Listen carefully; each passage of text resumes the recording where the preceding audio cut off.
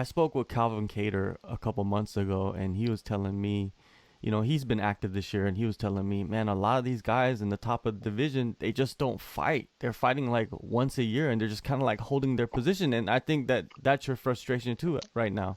Absolutely. I mean, there was a moment in there because I've been, depending upon the week, I think as high as number 11 or 12, as low as number 15. We've watched Arnold Allen, Sadiq Yusuf move all the way into the top 10 without fighting, even though they started out at like 14 or 15.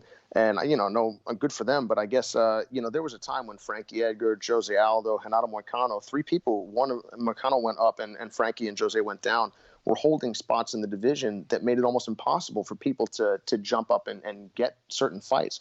And I guess it has been challenging, but to anyone, I guess, that would say, oh man, why, if I'm sitting towards the back of the top 15, do I get to fight forward? I would say that actually happens all the time. All the time that occurs. We're looking at Jeff Neal fighting Stephen Thompson, Wonderboy coming up. We're looking at Khamzat Chimaev, fighting the number one contender in the UFC. I mean, that. So anyway, there's these things happen all the time, and what we're looking for is people that want to fight. And again, Zombie wants to fight. I would love to face Yair Rodriguez. I would love to face Calvin Kattar. I wouldn't ask for these guys because they're coming off of wins. I'm not asking for people coming off of wins because I understand that why would they look at me and say, yeah, I want to fight that guy? At that point in time, they want to move forward, and I understand.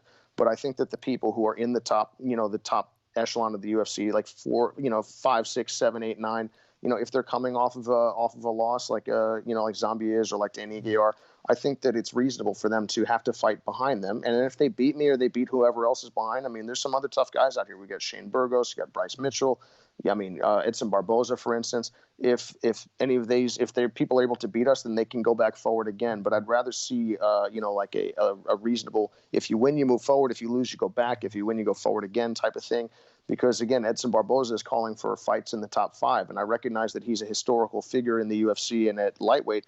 But he's number 14 right now. If he gets to fight in the top 5 from 14, I don't understand why that's unreasonable for me to ask to do anything even semi-similar.